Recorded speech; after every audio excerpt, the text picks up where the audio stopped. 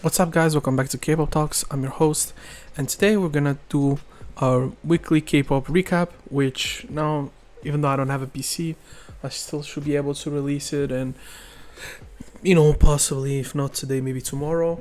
And yeah, let's see how it goes, and hopefully it comes out interesting and good.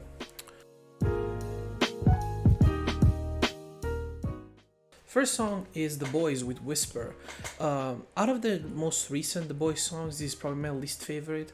It's the most uninteresting one. I feel like production wise, chorus, and the various verses, there's nothing really that stands out so much about it. Also, I'm not the biggest fan of the song, I'm not the biggest fan of the chorus itself. So I can't say I'm a huge fan of this song. I think out of the all stuff they've done better, in my opinion. And this is definitely their worst single. And I think the entire, if I compare this even to She's the Boss, for example, that single was way better than this one. This one, it feels just kind of a throwaway. It's gonna come out, people are gonna like it. It's not that different from the stuff they've done in the past. But for me, I just don't like it. I preferred other stuff the boys did, honestly, but it is what it is. Next, you have Kraxi with Undercover. This is definitely a song that I really enjoy, personally, from Kraxi. I love the demeanor, the energy, love the production. I think the chorus is really memorable. It is a classic drop, but it's kind of reinvented. They tried something a little bit different. They're not just going for the same stuff we've seen multiple times. And on top of that, they really tried to really stand out compared to a lot of other female groups of their era.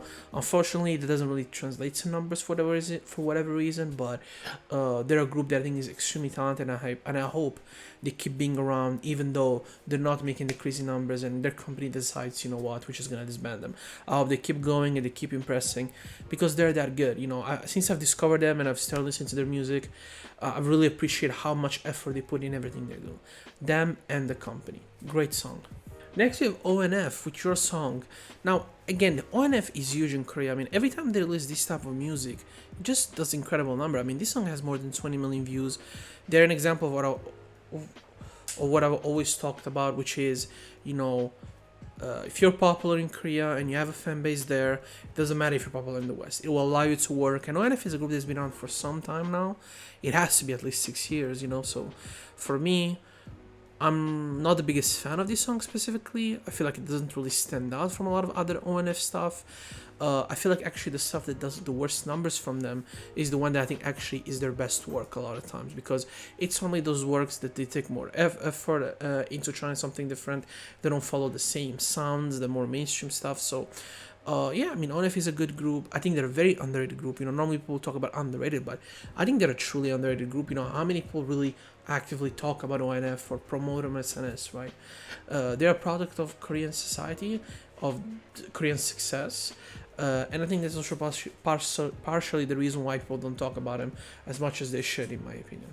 Next, we have Skyle with Bye Bye Bye.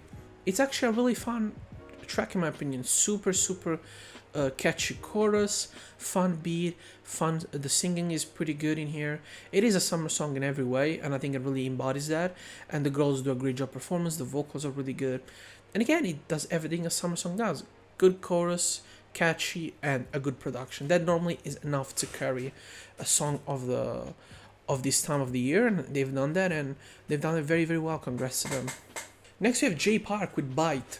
I really like this. It's definitely let's say a union of everything J Park has ever done as an artist. But there's the R&B, there's the Chris Brown, there's the hip hop, there's the more like summer, kind of like beach type of production. But they all work well together. They fit, and J Park does actually a good job of actually mixing these different styles and not just separate them as he normally does. He really enjoys being the type of artist that when he does a specific sound, he sounds like this. When he does something different, he sounds like this. He rarely ever tries to cross over, even from in his own different type of way of approaching music. So when he does this in this type of songs, I think it's really enjoyable, and it's definitely different from most stuff we normally see in this industry, and from soul artists. Like, it's hard for soul artists to try something different, and very, very few of them do it at the level of a J Park. Next, we have one of the best Korean rappers, Ashey, with Girls Back Home featuring Huanjia from, you all know her. She's the famous rapper that appeared on High School Rapper, and she won, I think. Was it season 3? or season 5, I don't remember. It was one of the earlier seasons, and she's a super successful YouTuber. She has super successful YouTube shows. I mean, she's had a great future in the entertainment industry. But this is a classic, good song by Ashey. Really good production, really fucking memorable chorus, and again, her flow is really good in here. Youngji brings a very fun, also like feature. Definitely, they have this very thing because she has more of a high pitched voice. Ashey, even though it's like lower pitched, it's more high pitched of Youngji, and they fit very well with each other. At the end, I like how they go back and forth as well. And again, I always appreciate how Ashey does stuff where it's like she's kind of like not following the classic image of an artist in that sense, and in Korea at least, and she's doing the way she wanted to do, and it comes off as natural. It doesn't come as fabricated. It doesn't come off I'm just doing it because it's popular. I'm doing it because I really enjoy doing it, and the song is really fun. The production is really good. Her production choices, I have to say, have always been on point. Like, even if you look at her previous projects, you know, her previous album was my top 20 albums of the year last year, because even, and her song was on my top list as well, because even though per se, like, you know, she's not like the most original artist ever, in her own little bubble in what she does, she's extremely original, and I think she really does stuff in a way that feels natural, and not just, oh, we're doing it because it's, you know, it's gonna be a trend, you're gonna be different, you're gonna stand out. So I appreciate it. The song is really fun, and I have it in my playlist already. It's fucking good, really good in my opinion.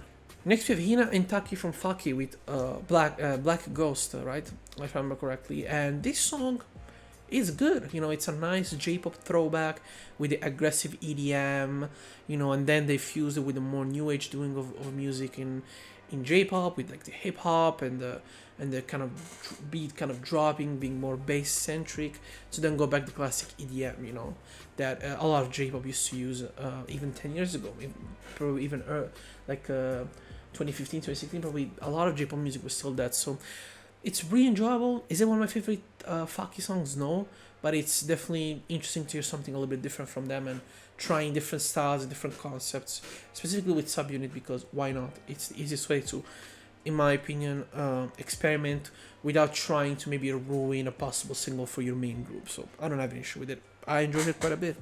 Next we have Huanjia featuring Minwa, Ghosting, produced by Code Kunst. All I'm saying is, I said multiple times, I'm just waiting for Minwa to not resign her contract and start with AOMG. She seems like she's already part of this brand. She makes the show on their YouTube channels is super successful. She's a great singer. She fits very well artistically with all the artists inside of AOMG. And this is her second feature, at least in my memory. She did one with Code Kunst recently. And this is a really good song. It's really enjoyable. Huanjia does a great job, I think, storytelling. Meanwhile, as the sweet vocals that you always like in these type of tracks. And I'm enjoying this kind of style of Korean hip hop, where they're able to fuse good lyricism, good production with a more mainstream sound without losing their identity. It's like Huanjia is doing something out of his identity, but he's trying to be more mainstream in a more cohesive way.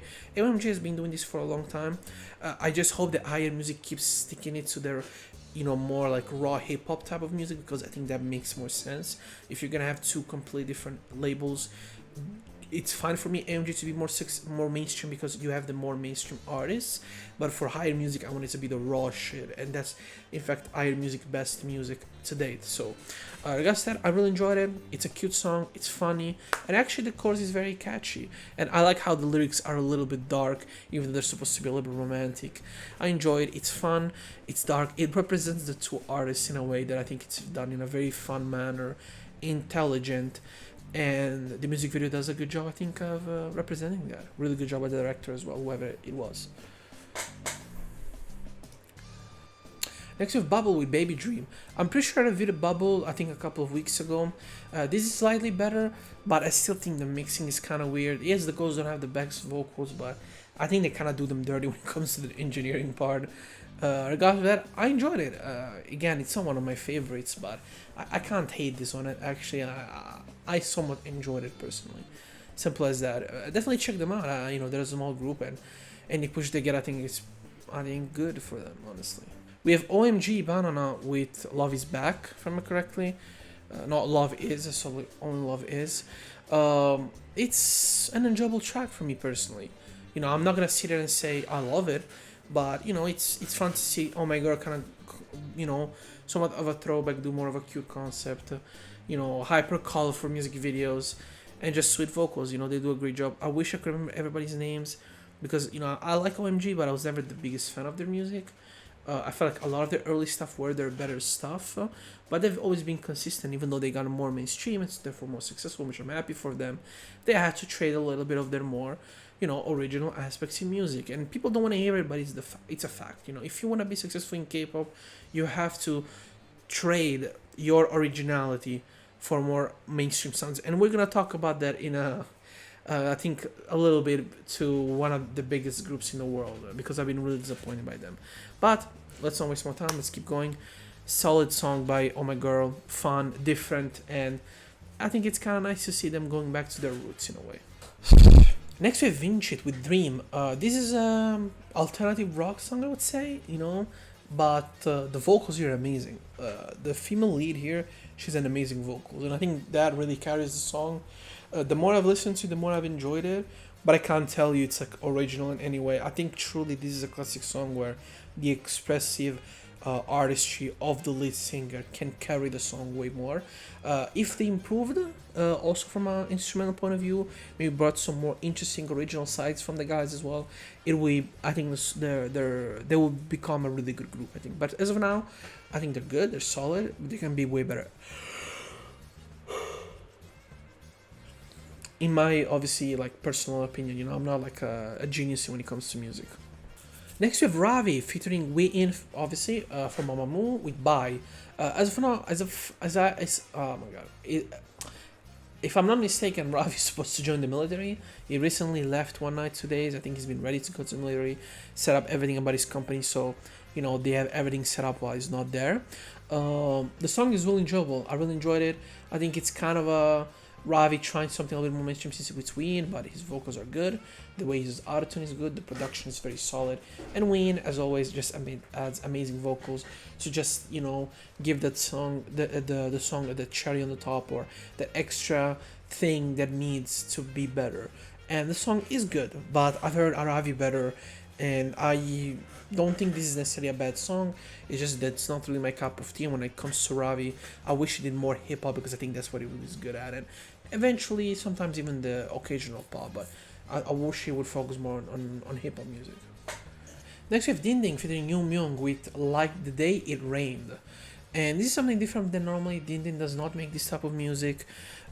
He's not the type of artist, but to see him at least try something different and try, you know, a ballad with an actual ballad artist with a little bit more interesting lyrics. Yes, the production is the classic ballad production, but at least there's an effort of trying something different. You gotta commend, you gotta respect it. You know, you can't just, you know, knock him out for it or be overly mad about it. I respect the fact that he's trying to do something a little bit different from what he normally used to do, because he's trying to do more mainstream songs. It doesn't work, so why not just do whatever you like at the end of the day? You're an entertainer, and if your music career ever blows up, kudos to you, and it's an extra bonus at this point. If I were him, I would focus way more on variety, because that's what he's really good, and I can see him becoming, you know, one of the big faces in Korea for the next 20 years. He has that in him. He has that dog in him, but he has to find that dog and really just focus on that and do music on the side, because if he wants to become huge in music, I mean, he's in his 30s, you know, it was always a meme in Korea. It's very hard, I think, for him, but I think doing it this way brings more legitimacy to him as a writer, as an artist, legitimacy as a writer, as a writer and as a rapper and as a singer, than if he just randomly, you know, went on Show Me the Money or on another like you know, kind of survival show just so you could get that boost, you know, which would make no sense to me in my opinion. Next we have Bay 173 with Dash. It's not bad. Again, I think Bay 173, one thing it is really good is this really like hip hop type of K-pop music, which is really rap centric, hip hop centric. But the obvious inspiration of groups like NCT, even partially BTS, it's so sometimes even annoyingly evident that it's like, why are the company not trying to make them a little bit more themselves, right? Like even certain parts of the choreography is obviously stuff that's taken from other NCT or other BTS stuff, or even EXO, which, as I said, I've talked about this in the past with Bay. I don't have a problem with it. but I think that undermines how good they could be if instead of doing that, they've tried to do something that it's strictly them. Having said all that, I think Bay, out of the younger groups, has one of the cooler hip hop lines and does the hip hop style better than I think most groups really. There's very few groups I think in Korea that can do that style at that level. I think in a good way and doesn't feel forced.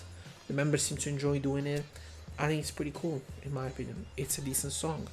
Lucy play a band. I don't know who they are, but I remember when I heard it the first time because I was like I think I was studying when I heard it, and I don't know if I was playing or studying. I don't remember, but I was doing something else. And at first I thought it was a J-pop song, a J-rock song because the progression, the way they approach the vocals, da da da da da da da da, it's very typical of a J-rock. Even now, if you hear, like whatever, I'm terrible with names, but whether it's Miss Green Apple. If you go and look at things like man, I wish I could know more of names like what are the names of groups? I can't think right now. My mind is just going empty. But if you look at a lot of groups actually in J-rock right now, my mind is going empty. I mean, it's 5 a.m. in the morning. That probably is why. But they're trying Radwimps exactly in these groups, like they'll do that style where they use this type of vocals, type of productions, and it's somewhat a fresh air. You don't hear it in Korea a lot, and they're doing it in a very Korean way, even in terms of the music video. Like everything about the music video is Korea, but then the song is obviously very Japanese inspired, which is interesting to see. It's somewhat not common to see in Korea in years at this point. I would say it's been like probably 3, 4, maybe no, actually more. I would say like even 6, 7, 8 years, seeing a group or an idol group or a rock band, blindly say we'll take things from Japan. Since it's been mostly, a Western focus from Korea, they've mostly focused on getting the brands bigger in America. Therefore, they approached it in every way from an American perspective, in the way they promote the artists. There's the way the Japan way turned into the American way, and to see something like this, it's fun and the music is great. I really enjoy the vocals. I wish there was lyrics. I'm pretty sure there wasn't. If there were, I'll check them out later. But the song is really enjoyable. It's one of the most enjoyable rock tracks I've heard this year, in my opinion. Luminous with Engine.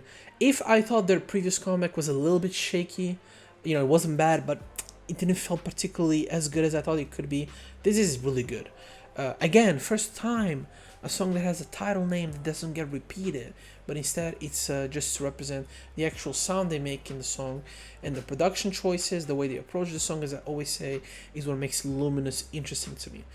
They're not like overly paced song. They take their time to tell the story. They take their time to everybody gets their time to shine. Even the chorus was supposed to be a drop. It's way slower. It's probably half as slow as your average drop in K-pop. We talked about it like last week with Tribe, the previous video. Tribe had the drop goes 1,000 miles per hour. These groups take their time. Their company understands that really brings, I think, an interesting flavor and originality to the group that most other groups don't have. Very enjoyable track, and Luminous keeps being, in my modest opinion, even though they debuted last year, one of the best young groups I've ever I've ever seen. No, but out of the new genre, of the new era of the fourth generation, I've rarely seen a group start this strong and this interesting for me personally in some time. I'm talking since TXT, so it's been like 4 years ago. For me, I haven't seen a male group this interesting, or 3 years, whenever the motherfuckers debuted. Like, from the start, I thought they were very, very interesting, and I'm happy that they, are proving me right, and I wasn't wrong, or it was a one-time thing, which with Unite, for example, as of now, it seems like that's the case. One of my favorite songs of I think the year, probably, F Hero featuring Huanjia from GOT7, and the Toys with Irreplaceable. The vocals are great. The lyrics are really good. F Hero's rapping here is great. I love the lyrics from him. It's such a good feature for Huanjia that it feels so good, so natural. The vibe, the colors in the music video, the aesthetic, all encapsulates this song and what it's trying to do perfectly. One of my favorite slow jams of the year. One of my favorite slow jams of, I think, the last 2-3 years. And it's cool to see Korean artists collaborating with Thai artists more. It's cool to see everybody. I think if it is Thai, which I was wrong, but I'm pretty sure he is, and it's cool to see them try something different. I'm gonna check right now and tell you what it is. F Hero. So F Hero Yeah, he's from Thailand. Yes, he's been around for a long time as well. So it's cool to see a guy really, you know, having a chance to really be more popular outside of Thailand, right? So it's cool. Before I was Bam Bam, now it's Huanjia, and they were both really good features. I mean, I know Efir did also a song with Baby Metal. That shit was fucking great. Papaya, I think it was, right? That shit was really good. Was it Get Out Elevator? I don't remember. But I said that he's a really interesting artist, a guy who's polyedric with who he actually collaborates with. And yeah, I enjoy this song a lot. One of my favorites, maybe it's my favorite with Ashby, so completely different, but I've really enjoyed them. And out of this week or out of this batch, they're two of my favorites. I'm pretty sure. We have an NCD Lamp, Jaeyoung with Forever Only. This is good. This is actually pretty good. I was surprised actually by the song itself. I thought it was gonna be a slow jam. Instead, no, it's a nice, kind of like 80s, 90s kind of disco. Maybe more than disco, it's like more just straight up pop music, I think, of that era. There's a lot of inspiration in that, and his vocals are very good. The song is enjoyable. Again, it's not an original concept by any way, but I think out of the more recent SM Station stuff I've heard, it's probably my favorite. I feel like also Mark was good, but his is the one that I think I enjoy the most personally, if you ask me. Is it really 90s, 80s? Might even be 70s, but I must say that, and I could be wrong on my bad. Ladies and gentlemen, here we are, Blackpink with Pink Venom. Whenever I think of mediocrity, in K-pop, it's sad to say, considering the start they had in their career. At this point, for me, it's Blackpink. Like, the fact that they're blatantly copy-pasting, you know what reminding me of? They're reminding me of fucking, what's their name? Momoland. After the success of Boom Boom, they kept trying to recreate this for years. And it's not like Blackpink needs to recreate the success, they're Blackpink. But the fact that it's Jennie saying a bunch of badass shit, then it's Lisa, chorus with either it's it's either Rose or Jisoo, 90% of the time it's Rose, then it's again Lisa, and then Jennie, I'm pretty sure, or they switch, and then it's Jisoo, and then Rose, and then a random drop at the end, chorus again, and a random drop, right? And first of all, this song is so disjointed. Like, the fact that they're telling us this is the most expensive video ever. They took the past stages, they just recreated them. The stages from Kill This Love, the stages from Do Do Do Do, the stages from the most recent one, I can't remember its name, whatever, the stages from all the past songs, and they have the audacity to say this is the most expensive video they've made. Like, they must be thinking we're fucking stupid or what, because there's no way they think that. Also, isn't it sad that one of the most impressive first years ever in the history of K-pop has been tarnished by, unfortunately I have to say it, and fans are not gonna like it, and I'm gonna talk about it in a video that I'm gonna shoot tomorrow after the gym, which is, there's no way that people are gonna make me believe in 2022 that Jennie or whoever in Blackpink has not actively made sure that this group cannot get better. Because let's start by a bigger problem. Teddy. Fuck Teddy. I've always said he was a shit producer, mediocre at best, and he has lived off of his past. But this motherfucker has given us the same shit over and over again. And by the way, go listen to the album by Blackpink. The worst songs are the one produced by Teddy. The best songs are when Teddy doesn't do shit. And that's what the group needs. Remove Teddy. Bring somebody new. Hell, I don't know, put Lisa to do production. It's boring. It's something we've heard a million times. And it saddens me to a certain extent, as I say every time. We can see more. Now, I think the girls are not going to resign. Jennie's going to go do her own influential bullshit in America. She's already setting up her career in Hollywood.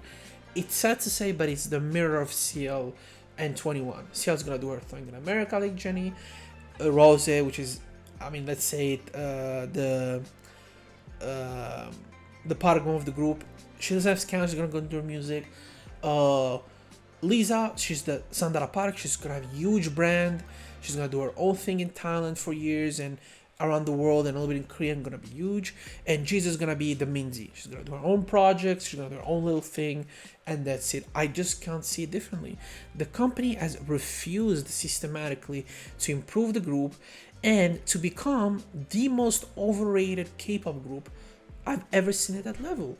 Because you look at Twice, look at Red Velvet, you look at G-Idol when they were at the top, you look at, obviously I'm not going to nominate all these groups like Girls' Generation, 4 Minute, A-Pink, obviously if you want groups like before that, SES, Finko, like Kara, Wonder Girls. There's another one I'm forgetting, I can't think of it, but there's others that they've done this. And I'm supposed to believe, guys, even look at Le Seraphim or,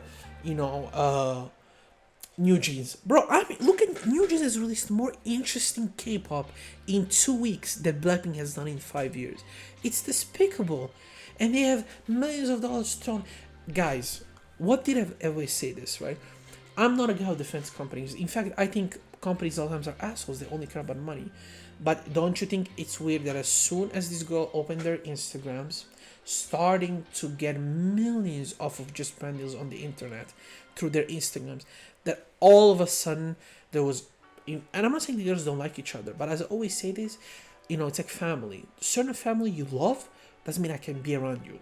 And I think a lot of people understand this. I think personally the way I see it from the outset, obviously it's all speculation, they love each other or they even like each other, but they can't be with each other. They can't. There's probably cause friction from an artistic standpoint.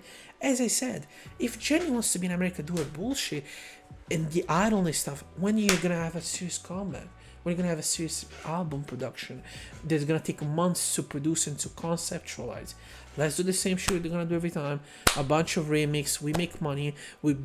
Our fans are gonna come and tell us, look, we have 200 million views on a video, guys. Look, we sold millions of records. We're better than Girls' Generation. We're better than Red Velvet. When you're better than nobody, and they are the worst. I think third generation group of their era. Like out of the really popular ones, I think they're the worst one. It's sad to say, but it's true. I just think they haven't stood out at all. And they haven't improved at all, and they haven't tried to do anything new. Think about their first year. Boombaya, Whistle, Playing with Fire, Stay.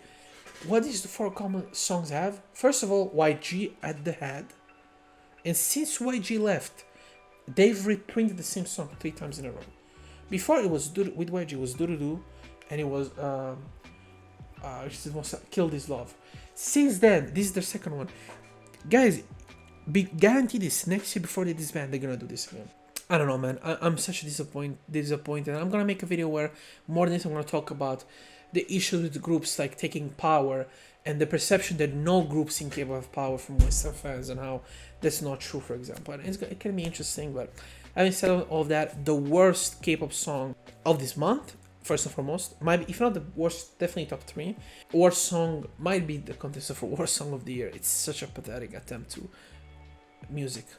Next we have a song from Fatu with Black Castle, and this is a good song. This is a great debut for a solo Fatu.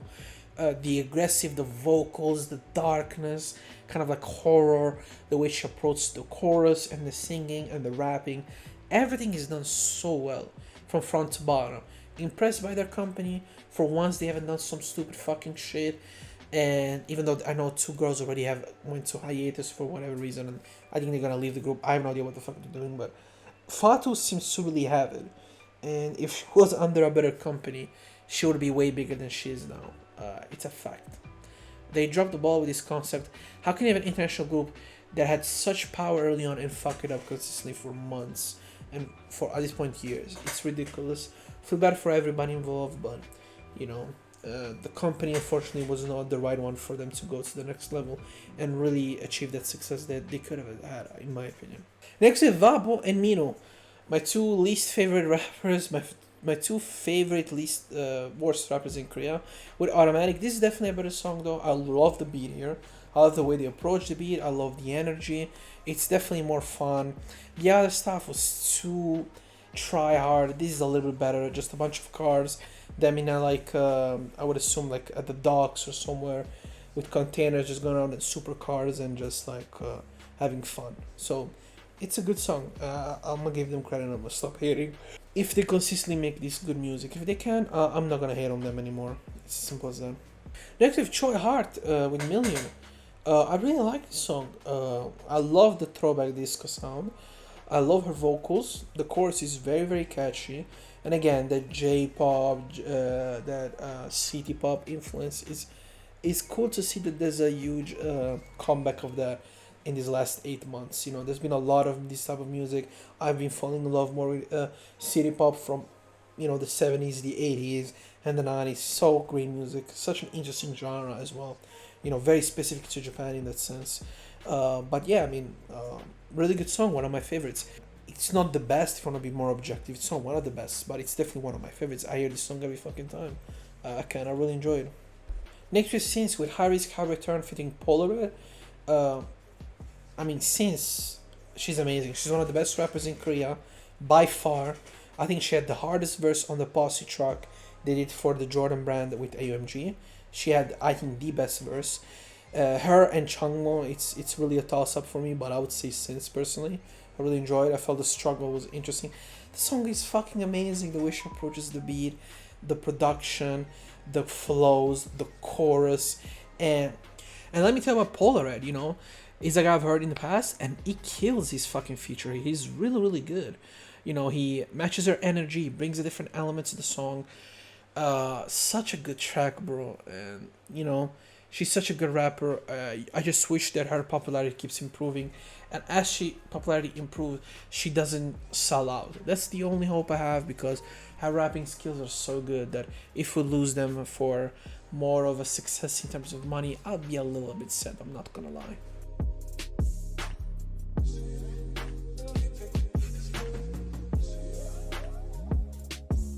And this was it for this part. It's longer than I thought it was gonna be. I mean, there's that long rant about Blackpink in the middle, which I'm probably gonna cut because I said I'm gonna keep it for the video. I'm gonna keep it for the video. But yeah, I mean, this was a really really good week. I mean, I was surprised about the quality. I was surprised how good the music was from front to back. Barely bad songs. Barely anything that made me feel like ugh. Maybe I've heard a couple of songs, like there was a Kang Daniel comeback, which was like a B side. I was like, it's fine, but it wasn't bad. You know, I've heard anything that was terrible apart from the Blackpink song, really. So yeah, one of the best weeks I honestly can't remember, because normally in K-pop, when these type of weeks are very rare, so when they happen, I don't remember them. I remember in July I had one. I remember in January I loved the entire month. April was pretty solid. May was pretty solid, but that January, March were really really good, and I think August is set up to be one of the best months in K-pop this year. Really really good year. Having said all that, if you enjoyed the video, leave a comment, like and subscribe. See you next time with possibly my top albums of the year, because I want to release it this week, and maybe the best songs if I get my PC back. If I don't, you're not gonna see these videos. You're gonna need something else in the meantime. Thank you very much for watching. See you next time.